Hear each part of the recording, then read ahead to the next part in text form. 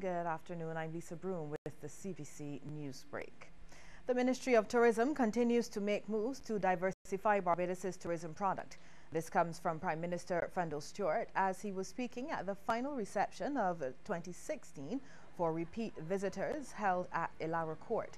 The Prime Minister believes that without diversifying the country's product offerings, Barbados will become less attractive to visitors. He says one area of the tourism product that is being developed is the heritage of Barbados, adding that this aspect is being led by Senator Sir Henry Fraser.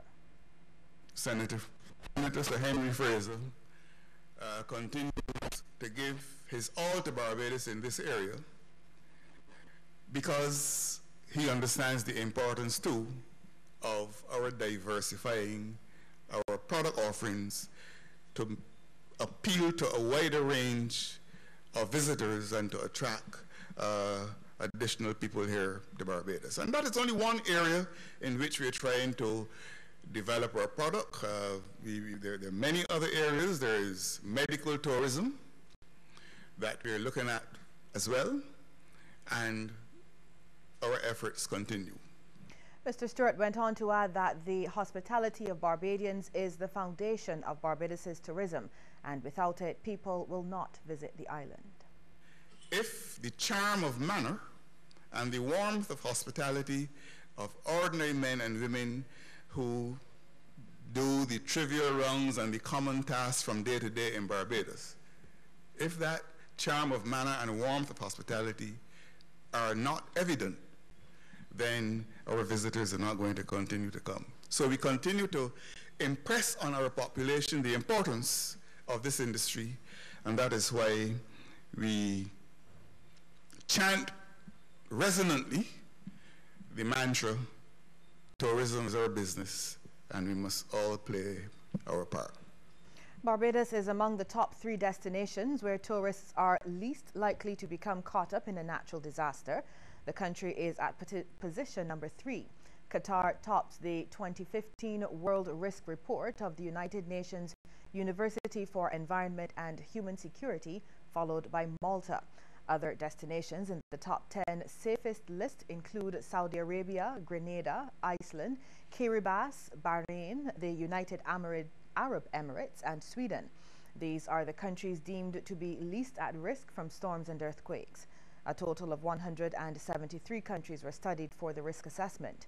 The top 10 least safe list includes Vanuatu, Tonga, the Philippines, Guatemala, Bangladesh, the Solomon Islands, Costa Rica, Cambodia, East El Salvador, and East Timor. Do not postpone your university education.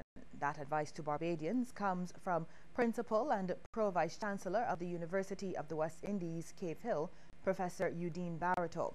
She's telling Barbadians who may be considering enrolling at the UE Cave Hill, although the funding model for higher education has changed, the university has devised a range of support services to assist. She told those gathered for the 2016 Student Awards ceremony that they include payment plans and financial aid packages. Professor Barreto says UE wants to see as many people as possible obtain a degree. Meanwhile, campus registrar Kenneth Walters saluted the work of the director and staff of the Office of Student Services. According to him, that office offers a number of programs designed to encourage the development of well-rounded citizens. These include the mentorship program, which allows students to gain practical knowledge by interfacing with professionals in a variety of fields. There's the Vision and Fortitude program, which seeks to empower students to become more civic-minded individuals through the development of life skills. And the curriculum programs, which are designed to supplement the academic programs on the campus.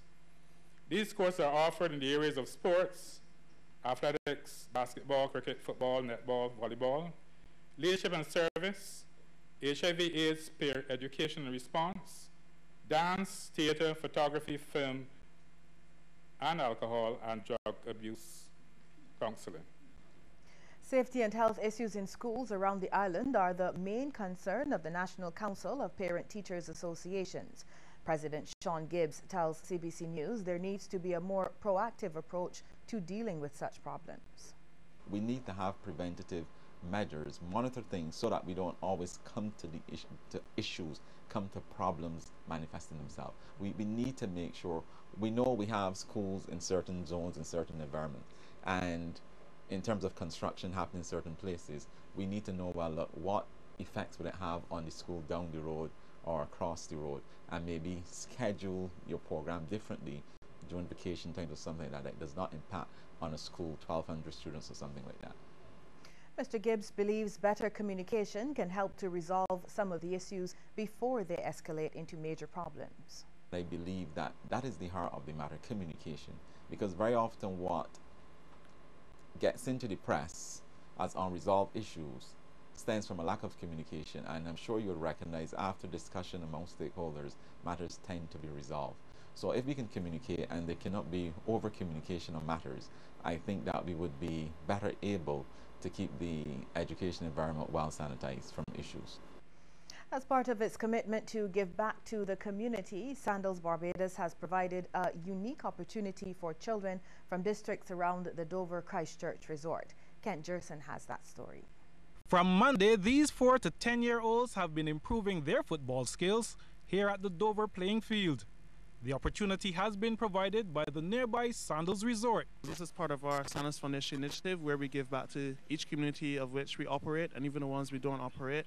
And for us, it's been a real pleasure to have Dero and his team of guys here along with the kids, showing them various football skills and so on. The Dero mentioned is professional footballer Dwayne DeRosano, who got involved through his charity, the Dero Foundation.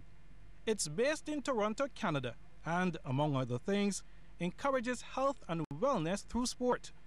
He's been enjoying the experience and looks forward to doing more. The community has really received us with open arms. The kids have been fantastic, and we look forward to continuing our relationship and our partnership with Sandals to continue to impact more kids, not only in Barbados but throughout the West Indies with similar clinics like this.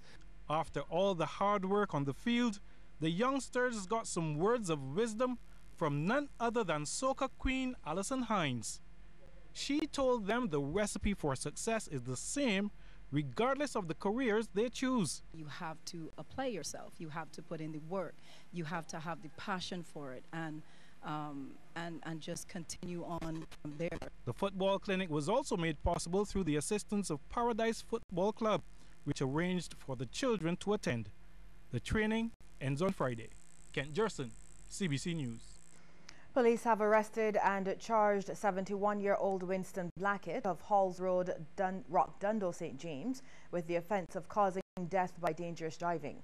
Blackett appeared at the Whole Town Magistrates Court yesterday and was granted bail in the sum of $10,000 with one surety. He is to reappear in court on July 29th. The fatal accident occurred on March 13th on Upper Carlton Road, a section of the Ronald Mapp Highway. As a result, motorcyclist Irvin Noel died at the scene. We'll have regional and international news after this break. Stay with us.